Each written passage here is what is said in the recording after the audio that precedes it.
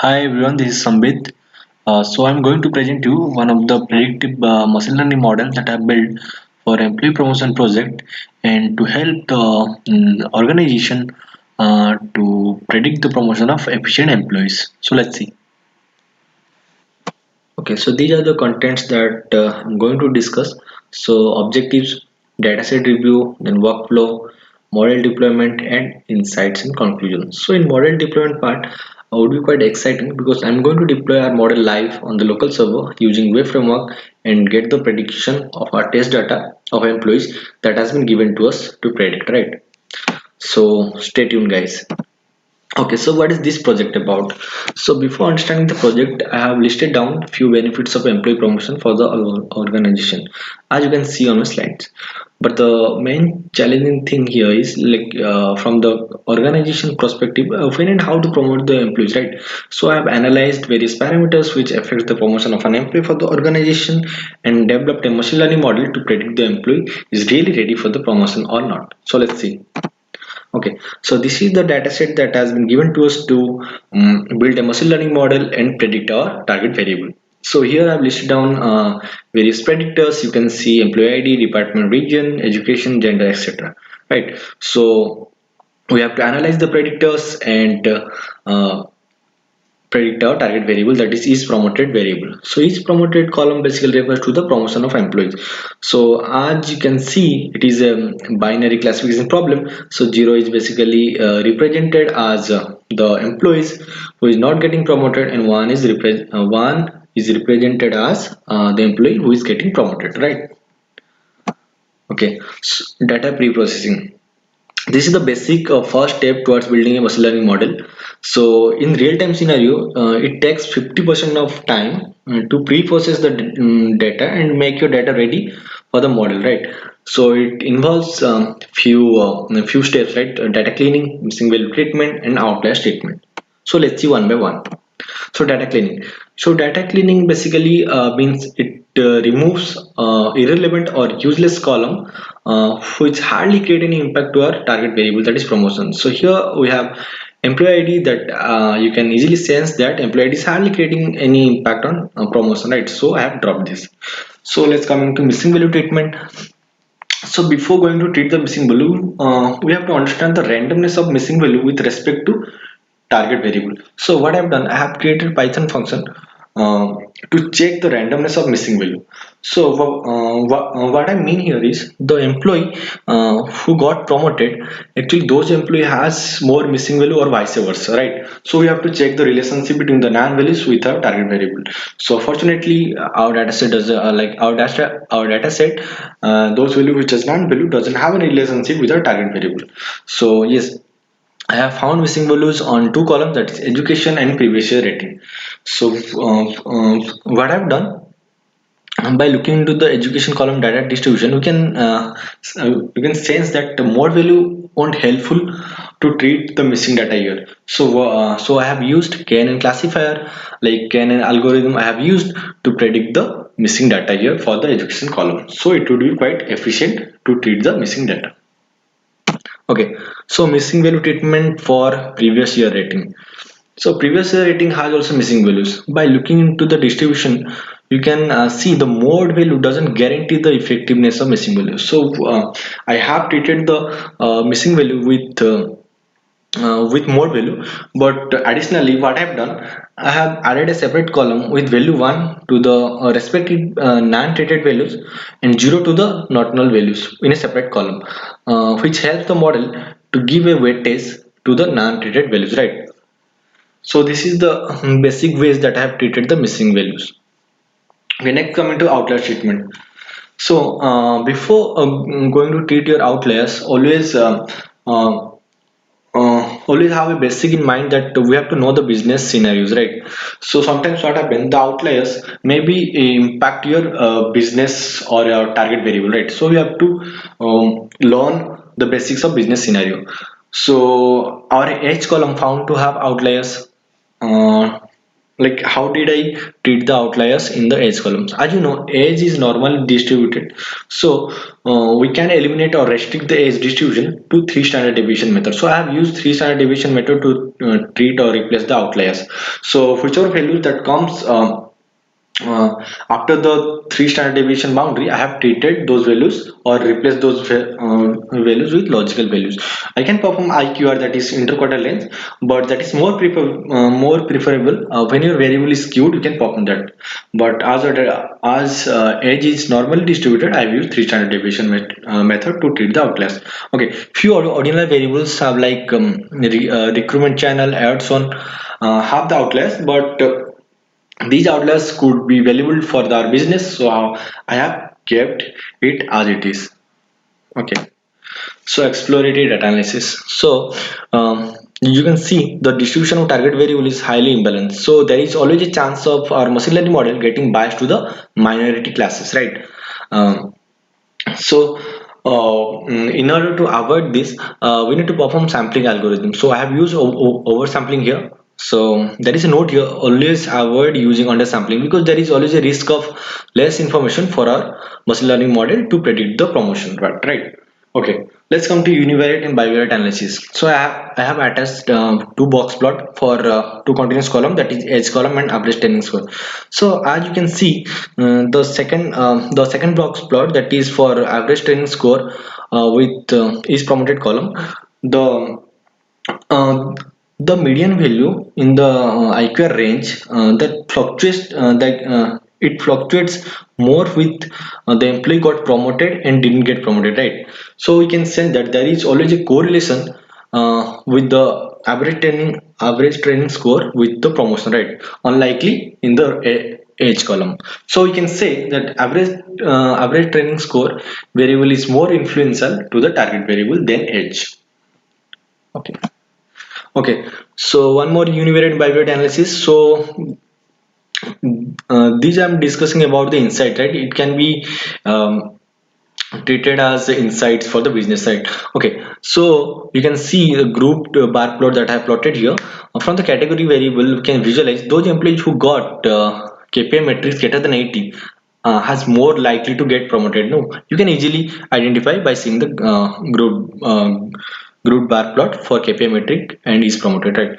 And second one is previous year rating versus promotion.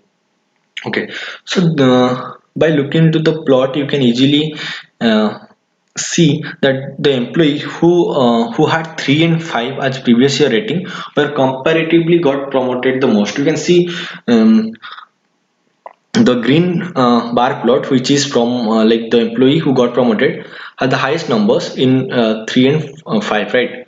But we can infer and see those who got 4 and 5, the chances of getting promotion is very high, as the ratio of not getting promotion is low as compared to 1 to 3, because you can see in the employee who got 1 to 3, there is always a like big gap between the like getting promotion and not getting promoted, right? There is a big gap. So you can see we can see those who got 4 and 5, the chances of getting promotion is pretty much high than 1 to 3, right? Okay, so one more univariate and bivariate analysis. The employees who did not get awards, the chances of not getting promoted is high as compared to the employees who got awards. So by looking into the grouped bar plot, we can say the employees who own awards, their chances of not getting promoted is quite minimal, or you can say quite negligible, right? Okay, so these are the analysis in visualization side. So let's do the measurement for the strength of the bivariate analysis, what we have seen in the uh, visualization analysis by doing the bar plot. Okay, so to know the strength of the bivariate analysis, we have to perform the hypothesis testing. So I have performed ANOVA testing and chi-square testing. So ANOVA testing is done between the continuous column and categorical column. As you know, the target variable is categorical, so I have performed ANOVA test as well as chi-square test between the categorical and target variable. So all the target all the categorical and continuous column in our dataset have an impact, as the p value, that is the probability value, is less than 0.05 for all the columns. So we can say that is not enough evidence to accept the null hypothesis. So null, like the hypothesis. So the null hypothesis is basically saying the means of predictors and the target variables are same. So there is not there is no such correlation between the predictors and the target variable. So we have to reject our null hypothesis and accept the alternative hypothesis. So our alternative hypothesis is saying there is some correlation between the variable. So after doing ANOVA testing and chi-square testing, I am accepting all the categorical and continuous column in our dataset. So coming to encoding techniques, so there are several categorical variable in our dataset. So for department categorical variable, in department categorical variable there are several unique values. So I have calculated all the unique repetitions of each department value. Then I have calculated the mean and assigned the rank value according to the mean. So for education ordinal categorical column, so I have used ordinal level in encoding that refers to like assigning higher rank to the higher education system. Then coming to region column, so region column actually has a large number of unique values. So I have mapped each number of repetition to each respective region. So yes, for recruitment channel and gender, so both are nominal categorical variables. So I've used one hot encoding. So one note to remember here. So whenever we are performing one hot encoding, we have to drop first as true. Like we have to keep drop first as true. So what it does, so suppose when we take example of gender, so when we are performing one word encoding in gender, so it creates two distinct column using two unique values of gender, that is gender male and gender female. So when you are dropping the first column, so suppose you are dropping gender male, so in gender female column, whenever the model finds 0, so it takes as gender male, and whenever the model gets once one in the gender female column, it considers it as gender female. So by this way, we are going to avoid dummy variable trap. So by avoiding dummy variable trap, we can avoid dimensional complexity. So coming to machine learning model building part. So I have developed ML model using several algorithms like logistic regression, decision tree classifier, random forest, AdaBoost, and XGBoost. So I have chosen hyperparameter tune XGBoost as it is giving higher accuracy and ROC value. So hyperparameter tuning is basically controls the complexity of trees. So I have tuned them all together to get a good trade-off bias and variance, that is low bias and low variance. Uh, so I have used various parameters for tuning the model. So let's put some lights on the tuned parameter. Okay, so I've used learning rate, max depth, minimum child weight, gamma, and column samples. So okay, let's go one by one. So learning rate. So learning rate, as you know, in gradient boosting, new trees are being created to correct the residual errors. So learning rate is basically used to stop the model fitting quickly. That is eventually stops the overfitting, right? So coming to max depth. So max depth, as the name suggests, it is basically it allowed the number of node from the root to the leaf of the tree. And gamma value is like it is most important parameter for the XGBoost. So it is a regularization parameter which refers to minimal gain so that another split will happen. So more the value of gamma, so more conservative would be the model, right? So is then after hyperparameter tuned, I have got fun score. So I have used grid search CV. So grid search cross validation. By doing that, I have got a fun score as 94%. So a fun score basically refers to the harmonic mean of precision and recall, right? and good ROC AUC value. So highest the ROC score, so better the model distinguishing between the positive and negative classes. So that is true positive and true negative. So basically it refers that we can rely our model pretty much. So yes, so let's okay, this is model deployment part. So I have used basically two methods. One is cron job, one is web service part. So basically cron job, actually I have built a Python function. Mm, so what is the batch job means? Like it could be scheduled to run at any particular time to generate the prediction. And for web service part, I have developed Flask web APIs for the prediction. So Flask is basically a web framework for Python, which provides the like some functionalities to build app or manages our HTTP request, that is GET or POST.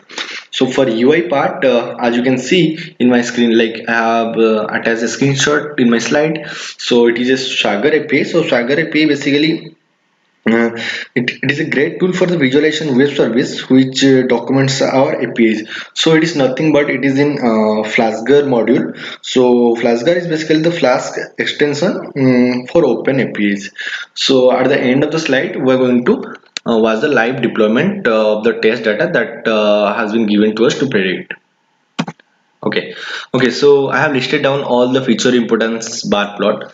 Like I've tried with several algorithms, so I found few features are more important to distinguish between the uh, to distinguish or create an impact to the target variable. So we can send the KPI metrics, previous year rating, odds on, and training score. Training score is nothing but average training score are the most important features that contributing on the predict of the promotion. So few insights I have, like we have already seen in the bivariate analysis, and so the organization can give emphasis on these important parameters to take the decisions of promoting or not promoting an employee. And one more insight that I can I would like to give, that is age and gender is hardly contribute to the promotion, right? Okay, so next is model deployment. So we are going to watch the live deployment and gonna give our test data to the model in order to get the response, that is our promotion of employees, right?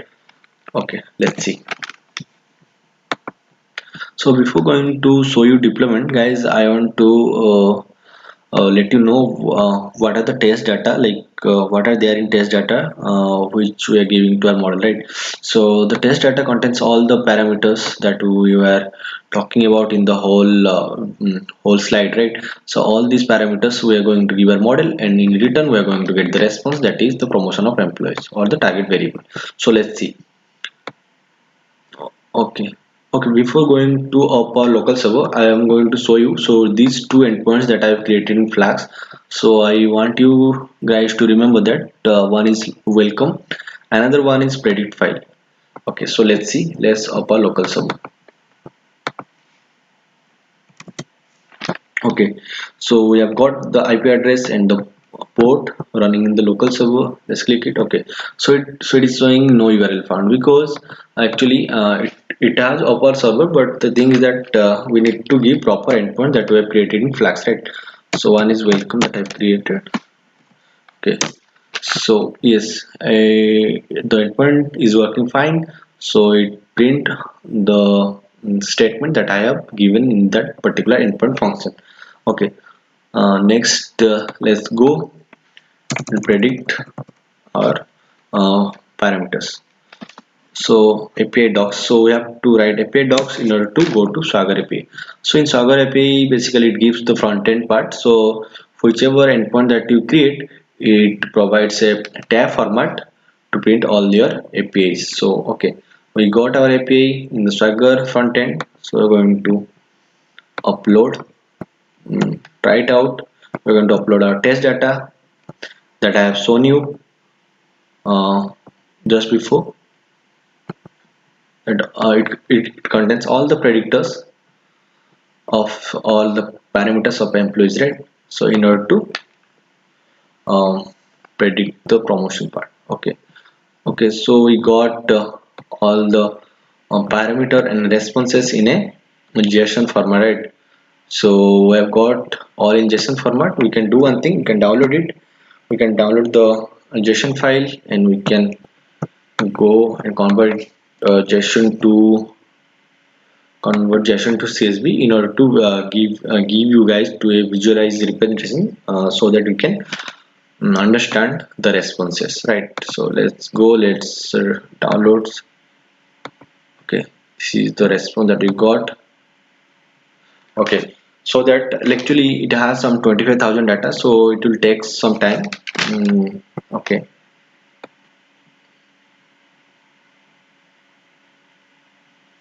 Okay guys, so you can see our model has predicted all the uh, target variable, that is promotion, with all the predictors, right? So we have given these predictors to our model to average training score that I have shown you in the data frame. So our model has given a separate predicted status column to give these particular employees are going to get promoted or not, right? So you can see few of employees who got promoted, or many of employees are not going to get promoted, right? So this is the business scenario you can get. Okay guys, this is the whole deployment part that I could show you. Okay, next go to another slide. Okay, so thank you guys. Thank you for listening. Thanks for your attention. Bye bye.